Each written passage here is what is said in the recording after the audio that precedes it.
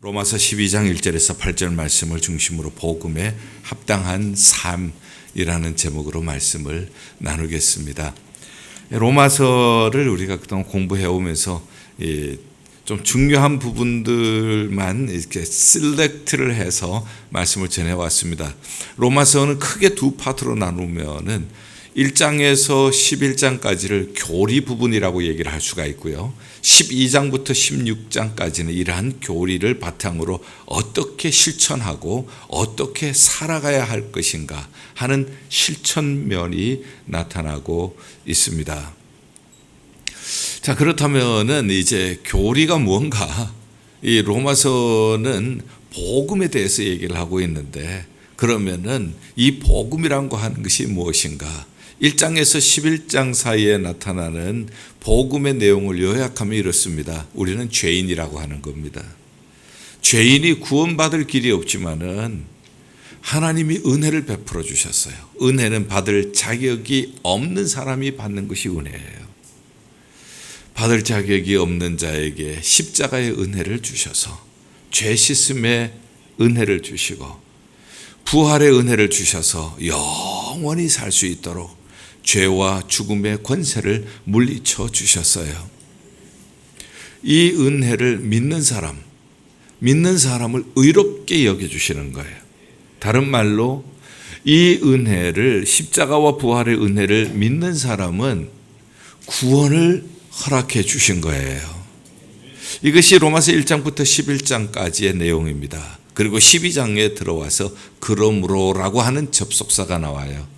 이렇게 죄인이 하나님의 은혜로 그 은혜를 믿음으로 구원받은 우리는 그러므로 어떻게 살아가야 하느냐 하는 것이에요. 하나님께서 우리를 구속해 주실 때에 그냥 구속해 주신 것이 아니라 아들 예수 그리스도의 보배로운 핏값을 지불하시고 우리를 구속해 주셨거든요. 우리가 그냥 아주 값싼 사람들이 아니에요. 우리는 아주 존귀한 사람들이에요. 우리가 존귀한 것은 우리에게 어떤 있는 능력이 아니라, 우리의 공로가 아니라, 우리의 자랑이 아니라 예수 그리스도의 핏값을 지불하고 사셨기 때문에 우리가 존귀한 사람이 된 것입니다. 그렇기 때문에 우리가 어떻게 살아가야 할 것인가 굉장히 중요한 질문이 될 수밖에 없어요.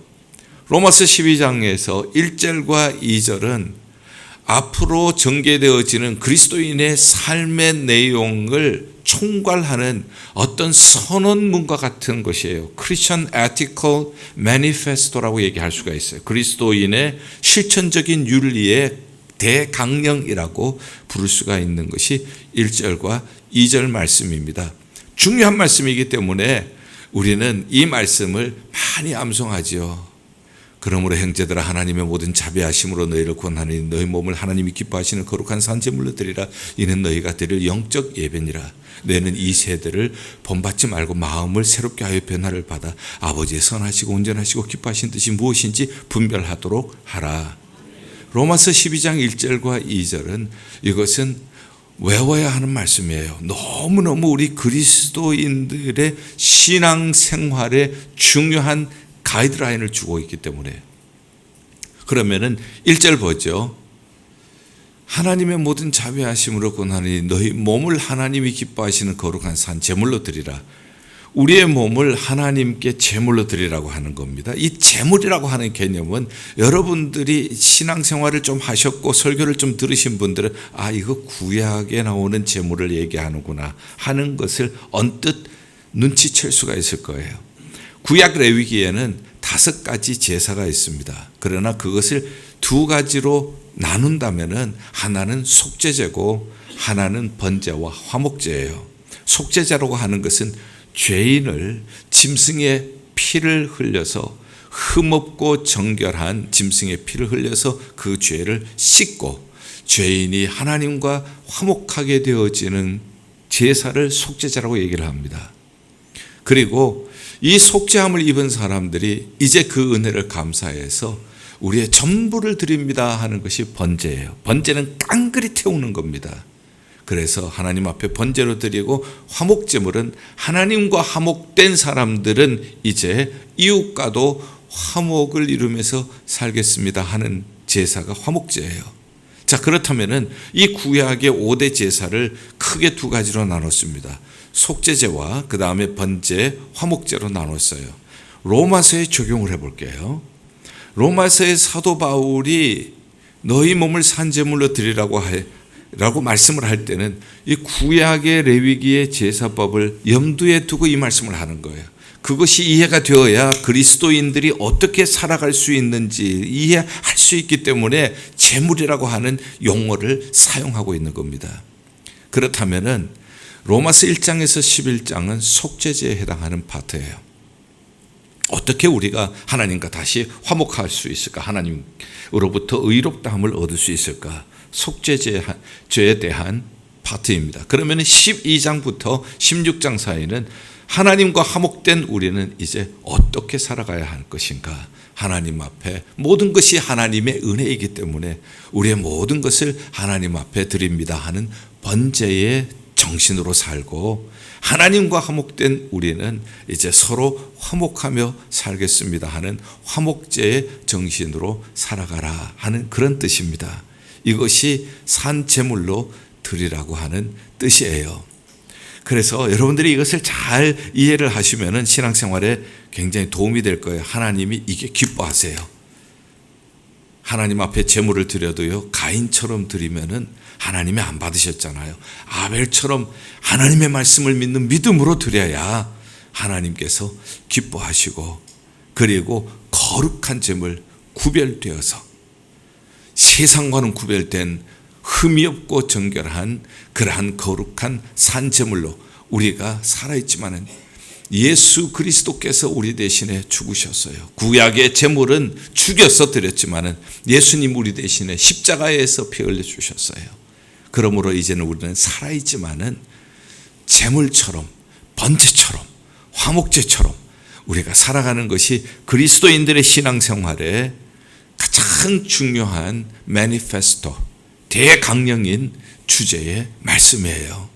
이것이 이해가 되셔야 그 다음부터 우리가 어떻게 그리스도인으로 살아갈 것인가 하는 것이 이해가 되어져요. 2절 말씀은 그렇게 살기 위해서는 이 세대를 본받아서는 안 돼요. 이 세대는 특징이 뭔가 하면은 하나님을 대적합니다. 하나님을 거역하는 것이 이 세상이에요. 한번 여러분들 보세요. 이 세상이 얼마나 하나님을 거역하고 살아가는지, 하나님의 말씀을 떠나서 살고 있는지 점점 갈수록 심해지지 않습니까? 그런데 우리 그리스도인들은 이 세대를 따라가지 말라는 거예요. 오직 마음으로 새롭게 해서 변화를 받으라는 거예요.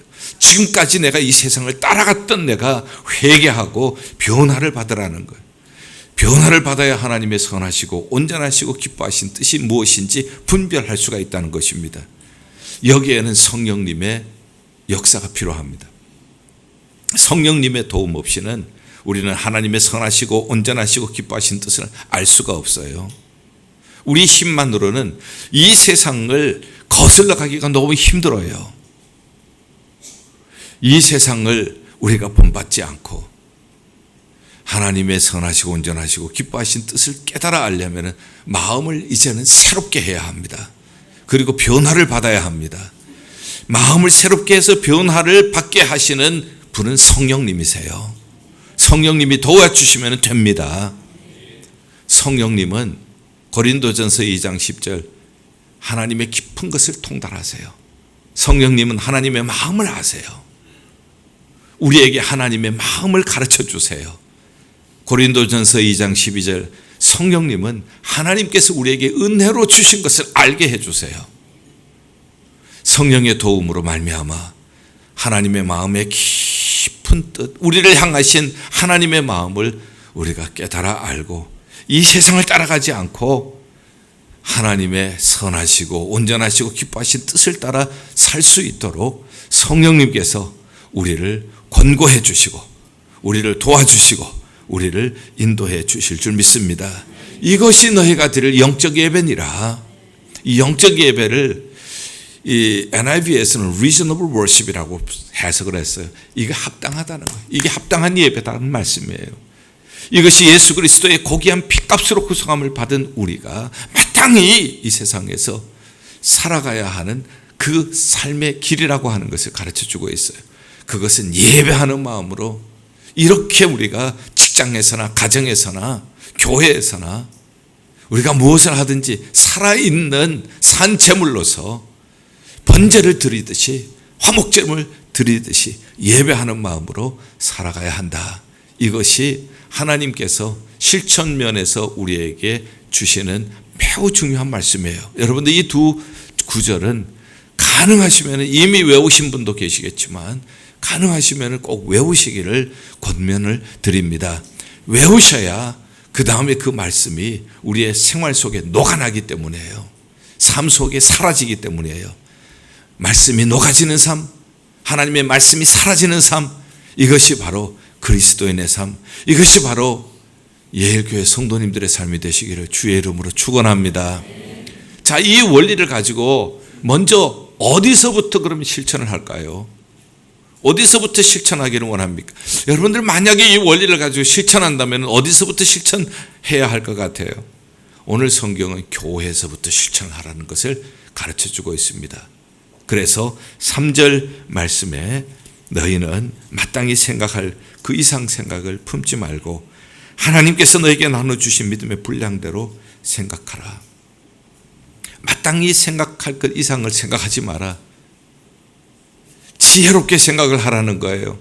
지혜롭게 생각한다는 것은 믿음의 분량대로, 믿음의 분량이라고 하는 것은 큰 믿음이 있고 작은 믿음이 있다는 겁니다. 여기 우리 여러분들이 계시지만은 여기에는 믿음이 큰 분도 계시고 믿음이 작은 분도 계세요. 믿음의 분량대로 생각하라고 하는 것을 쉽게 설명을 드릴게요. 나는 믿음이 없어. 나는 은사도 없고 나는 아무것도 아니야. 나는 쓸모없는 사람이야. 이렇게 생각하는 것. 자기의 믿음을 과소평가를 하는 것. 무슨 중대한 문제가 있는지 아세요? 예수 그리스도께서 고귀한 피를 흘려서 우리를 구속하신 것. 이렇게 나는 쓸모없어. 나는 아무것도 할 줄 몰라. 이런 패배자로 살라고 예수님께서 그 고귀한 피를 흘려주시겠다는 거예요. 이걸 빨리 생각을 고쳐 먹어야 합니다. 생각을 바로 해야 돼요. 신앙생활에 생각이 중요해요. 또 어떤 분은 과대평가를 할 수가 있어요. 우리 교회는 내가 아니면 안 돼. 우리 부서는 내가 아니면 안 돼. 내가 없으면 쓰러져. 근데 보통 쓰러지는 것이 아니라 팍 쓰러져. 이렇게 인상까지 써가면서 팍 쓰러져. 이거 교만이에요. 믿음의 분량대로 믿음의 양이 달라요. 그 믿음의 분량대로 우리에게 주시는 이 분량대로 우리가 해야 할 것은 고린도전서 4장 2절 맡은 자에게 구할 것은 뭐니라? 충성이니라. 우리가 맡은 분량만큼 그 위치에서 충성만 다하면 되는 겁니다. 그러면은 우리가 충성 다할 때 마태복음 25장의 달란트 비유에서처럼 많이 남긴 사람은 더 주세요. 그러나 한 달란트 받은 사람 숨겨놨다가 야단 맞고 있던 것도 뺏기잖아요. 신앙의 원리입니다. 내게 주신 이 은사, 내게 주신 믿음의 분량, 나는 쓸모없어. 나는 안 돼. 나는 아무것도 아니야. 이렇게 열등감과 신앙의 낙심주의로 빠져있는 사람, 하나님께서 있는 것까지도 빼앗긴다고 하는 경고의 말씀을 우리는 들어야 합니다. 얼마나 손해인지 알아요? 예수님이 손해보세요. 지체로 우리를 불러주셨는데 우리가 이 패배주의자로 있으면은 그리스도의 몸이 손해를 보는 거예요. 두 번째는 내가 손해를 봅니다. 그래서 우리는 믿음의 분량대로 과소평가하지도 말고 그리고 과대평가하지도 말고 시기하고 질투하고 비교하고 경쟁하지도 말고 내게 주신 자리에서 믿음의 분수대로 내가 충성을 다할 때에 주님이 영광 받아주시고 주님의 몸된 교회는 건강하게 세워지고 나의 믿음도 잘 쑥쑥 자라게 될 줄 믿습니다. 지혜롭게 생각하라. 믿음의 분수대로 지혜롭게 생각을 하고 충성 다하라. 이것이 첫 번째 우리에게 주시는 적용의 말씀이고요.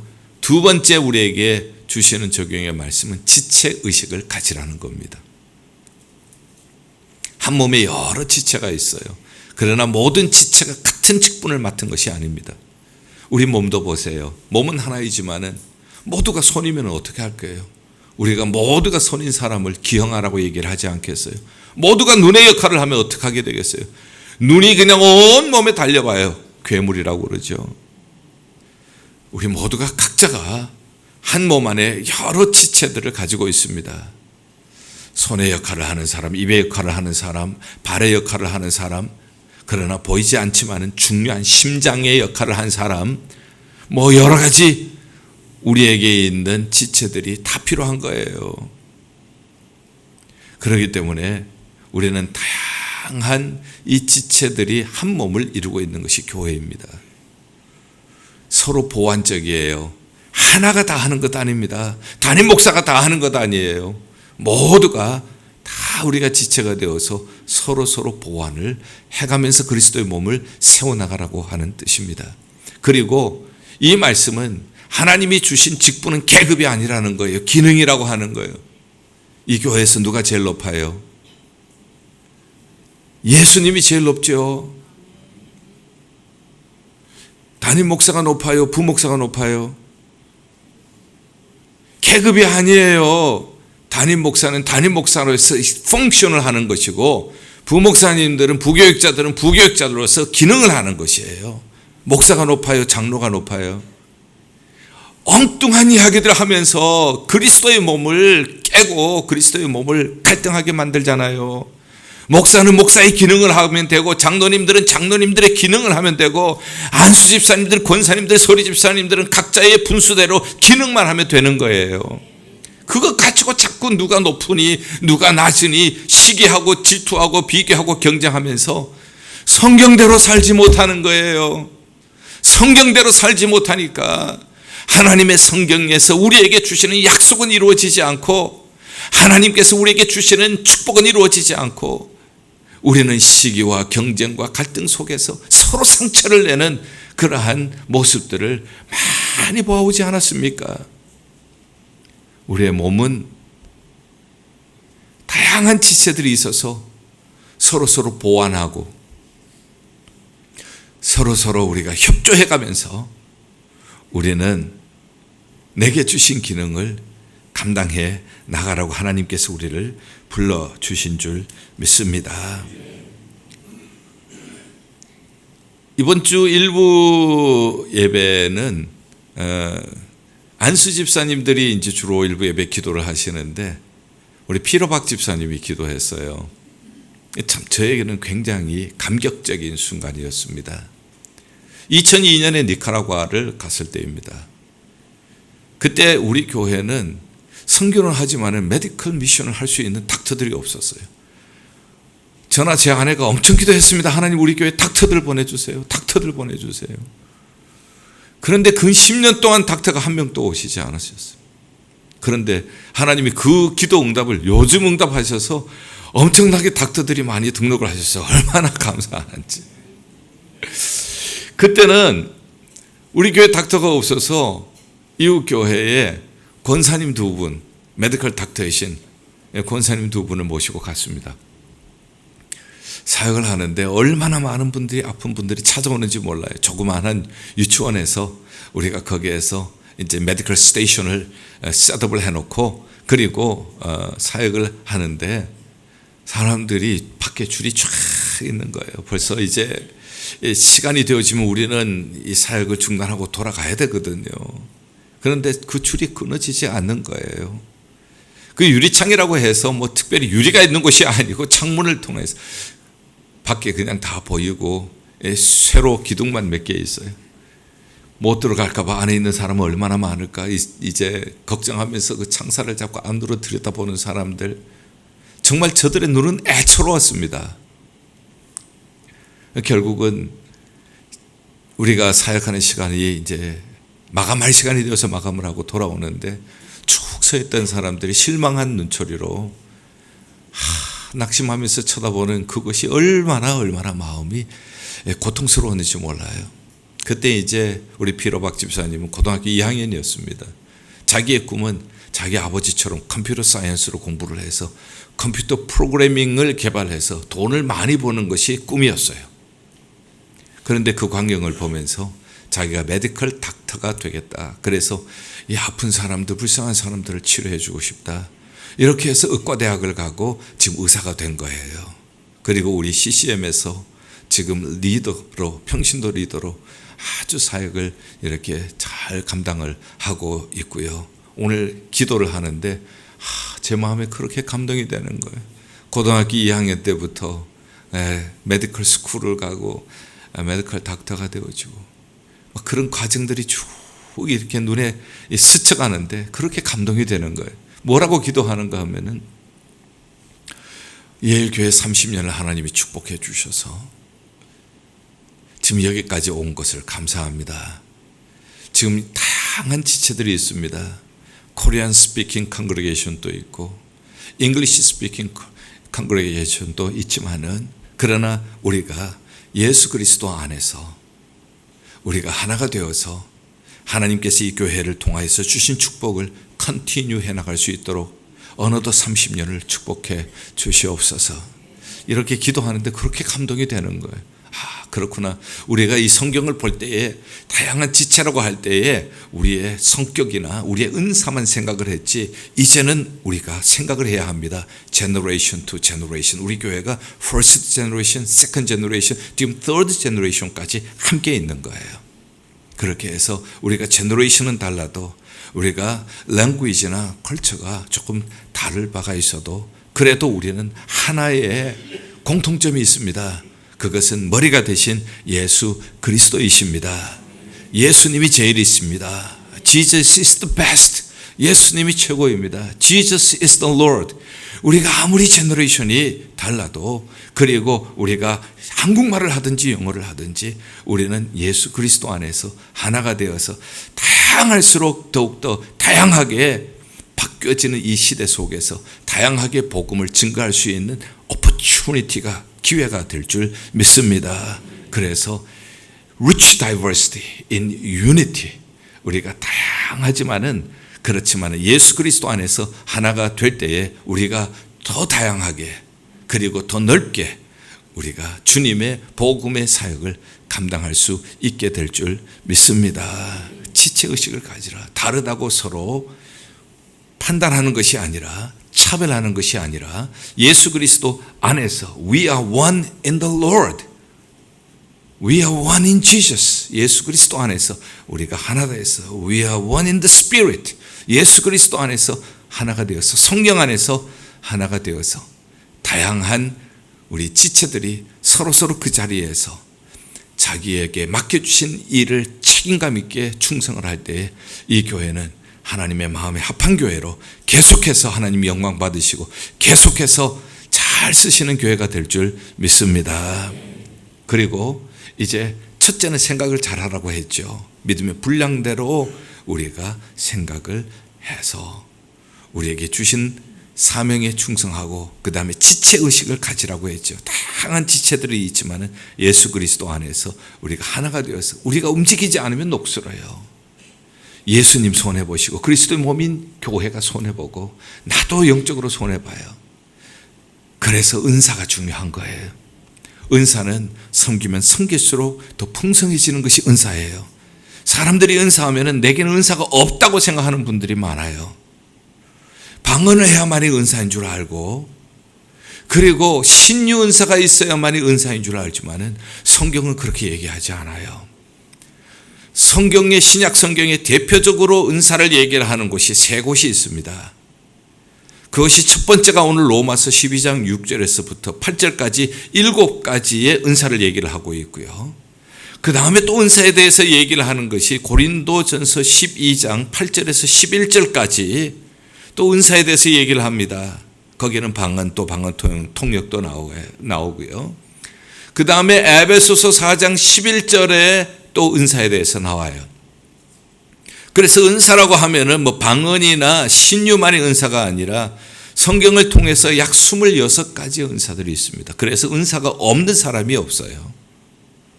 오늘 로마서 12장 6절에서 8절에 나오는 은사를 한번 살펴보죠. 먼저는 예언이라고 했습니다. 믿음의 분수대로 예언을 하라. 예언이라고 하면은 우리에게 무엇인 생각이 언뜻 드는가 하면은 앞으로 되어질 일을 얘기하는 것을 예언이라고 생각을 해요. foretelling을 예언이라고 생각을 합니다. 그러나 여러분들 잘 성경을 이해를 하셔야 돼요. 성경은 구약시대 때는 foretelling이 맞습니다. 앞으로 될 일들. 너희들이 이렇게 불순종하면 바벨론에게 포로로 잡혀가게 될 것이다. 그리고 앞으로 너희들은 돌아와서 회복될 것이다. 이 모두 앞으로 되어질 일을 얘기를 했습니다. 그리고 구약의 선지자를 통하여서 주신 말씀, 신약의 사도들을 통하여 주시는 말씀, 이 하나님의 계시의 말씀이 이제 완성이 된 거예요. 그래서 오늘 신약이 완성이 된 오늘 시대에는 어떻게 해야 되는가? 신구약 성경을 잘 이해를 하고 하나님의 계시의 완성이신 신구약 성경을 우리가 잘 해석을 해서 오늘의 시대를 살아가는 21st century를 살아가는 이 컨텍스트에 살아가는 성도들에게 하나님의 뜻을 전달해 주는 것이 예언자의 역할이에요. 그것이 바로 설교자의 역할이고 그것이 저의 역할이에요. 그래서 신앙생활을 하면서 우리는 미래가 불분명하기 때문에 다들 불안해요. 어떻게 될 것인가? 나는 어떤 사람하고 결혼할 것인가? 나는 어떤 직장을 잡아야 될 것인가? 불안한 것들이 굉장히 많아요. 점치는 것처럼 하면은 우리가 크게 낭패를 당할 때가 있어요. 1992년 10월 28일 다미선교회가 바로 그거 아닙니까? 사랑하는 여러분들, 이제는 미리 얘기하는 것, 앞으로 되어질 일을 얘기하는 것이 아니라 이미 하나님께서 신구약 성경을 통하여서 주신 계시의 말씀, 이것을 잘 이해를 하고 해석을 해서 오늘의 시대에 어떻게 적용을 하고 오늘의 시대를 살아가고 있는 성도들에게 어떻게 가이드해 주고 어떻게 지도해 줘야 하는지 그것을 하는 사람이 예언자예요. 그러니 오늘의 목회자와 같은 역할이죠. 믿음의 분수대로 하라. 믿음의 분수대로 해야지 이것을 억지로 풀다가는 베드로후서 3장 16절처럼 멸망한다는 것입니다. 그래서 이 믿음의 은사, 예언의 은사, 이것은 바로 목회자의 그러한 사명인 것을 우리에게 가르쳐 주시고, 그 다음에 섬기는 일이면은 봉사하는 일이에요. 섬기는 은사가 있는 사람들은, 어떤 분들은 굉장히 섬기는 은사가 있으세요. 섬기는 은사가 있는 분들은 섬겨야 해요. 그래야 녹슬지 않아요. 그래야 주님의 몸이 손해를 보지 않고 섬겨야 나의 신앙도 성장할 수가 있는 거예요. 이게 바로 은사예요. 그 다음에는 가르치는 일. 가르치는 일은 티칭의 은사죠. 하나님의 말씀을 바로 가르쳐서 연약한 자들이, 어린 영혼들이 잘 성장할 수 있도록 도와주는 것. 오늘날의 교사의 사명도 마찬가지입니다. 그리고 목자의 사명도 마찬가지입니다. 하나님께서 이렇게 잘 가르칠 수 있는 은사를 주셨음에도 불구하고 그것을 숨겨놓으면은 한 달란트 받은 사람에게처럼 결국은 빼앗기고 있는 사람에게로 갈 수밖에 없어요. 오늘 시대는 교사가 참 필요한 때입니다.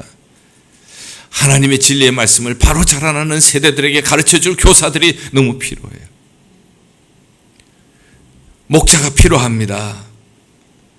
그래서 참 방황하는 영혼들을 바로 인도해주는 목자가 필요해요. 그 다음에 우리에게 위로의 은사가 있습니다. 믿음이 약한 자들, 슬픔을 당한 자들 위로해주는 사람, 이런 사람들은 위로를 해야 그리스도의 몸도 성장하고 자기 믿음도 성장해요. 그 다음에 구제라고 하는 것은 경제적으로 도와주는 겁니다. 돈이 있다고 다 도와주는 것은 아니에요. 경제적인 힘을 가지고 어려운 사람을 물질적으로 도와주는 사람, 이런 일을 하는 사람은 성실함으로 하라. 자, 그 다음에 다스림의 은사가 나옵니다. 다스림의 은사는 교회의 행적과 치리를 얘기를 합니다. 목사와 장로님들을 얘기를 하는 거예요. 그래서 잘 다스려서 양무리에 본이 되고, 주장하는 자세를 하지 말고, 더러운 이득을 위해서 하지 말고, 솔선수범해서 하고 할 때에, 목자장이 나타나실 때에 시들지 않는, 썩지 않는 영광의 면류관을 너희에게 주시리라. 저는 좀 특이한 기도를 했습니다. 저는 개척할 때부터 나와 함께 하는 장로님들은 하나님 앞에 설 때에 면류관 쓰는 장로님들이 되게 해달라고 그렇게 기도를 했어요. 이런 기도는 아마 제 말고 또 하는 사람이 있을까 싶을 정도예요. 왜 이런 기도를 했는가 하면은 어려서부터 목사가정에서 자라나서 저희 아버님은 안동이라는 중소도시에서 목회를 하셨고 그 당시만 해도 안동 주변에 군이나 면이나 이런 데는 목사님이 안 계시고 전도사님만 계시는 곳이 많이 있었습니다. 거기에 당회장이 되시는 거죠. 그래서 세례, 그 다음에 또 그 성찬, 이럴 때는 가셔서 세례도 베풀어 주시고 성찬도 베풀어 주시고 오세요. 그런데 가끔씩 이제 그때는 자식은 많고 방은 따로 없으니까 어린 우리들이 이 한 방에서 살다가 보니까 아버님, 어머님이 얘기하시는 얘기를 듣는 경우가 많아요. 그런데요, 장로님들이 참 어려운 시골 교회지만은 충성을 다해서 성실하게 섬겼던 장로님들은 장로님들과 자녀손들이 잘 되더라고요. 그러나 그 어려운 시골 교회도 서로 싸움하고 이런 장로님들 끝이 안 좋아요. 저는 여러 케이스를 보니까 저에게는요, 분명한 이거는 진리인 거예요. 그래서 제가 그렇게 기도하죠. 저와 함께 이 섬기는 장로님들은 하나님 앞에 설 때에 그때에 면류관을 쓰는, 영광의 면류관 쓰는 장로님들 되게 하여 주시옵소서. 제가 개척부터 지금까지 기도하고 있습니다. 너무 중요해요. 그래서 그런지 참 우리 교회 장로님들 너무 훌륭하세요. 제가 주님 앞에 설 때에 감사의 조건을 얘기하라면 여러 가지 있지만은 그 중에 뺄 수 없는 것이 좋은 장로님들과 함께 목회를 할 수 있게 해주셔서 감사합니다. 저는 이 고백을 빼뜨릴 수가 없을 것 같아요. 다스리는 자들은 부지런함으로 하라. 얼마나 우리 장로님들 부지런하게 다스리시는지 몰라요. 당회할 때는 어떨 때는요, 1박 2일로 당회할 때가, 우리 정책당회 때는 1박 2일로 할 때가 한두 번이 아닙니다. 밤 12시 새보다. 그래도 하나도 불평하지 않으시고 조금이라도 우리가 더 신중히 생각하고 조금만이라도 더 우리가 교회 전체를 헤아려서 정말 성도들에게 유익하고 교회에게 유익하는 그러한 의논을 하기 위해서 신중하게 의논도 하시고요. 교회에 어려움이 있다면은 자기가 자기 몸으로 그리스도의 남은 고난을 채우세요. 어떤 어려움이 있어도 그 어려움을 솔선수범해서 채우시고, 그러기 때문에 우리가 이 30년이라는 세월 동안 은혜 가운데 오게 된 것을 저는 분명히 믿습니다.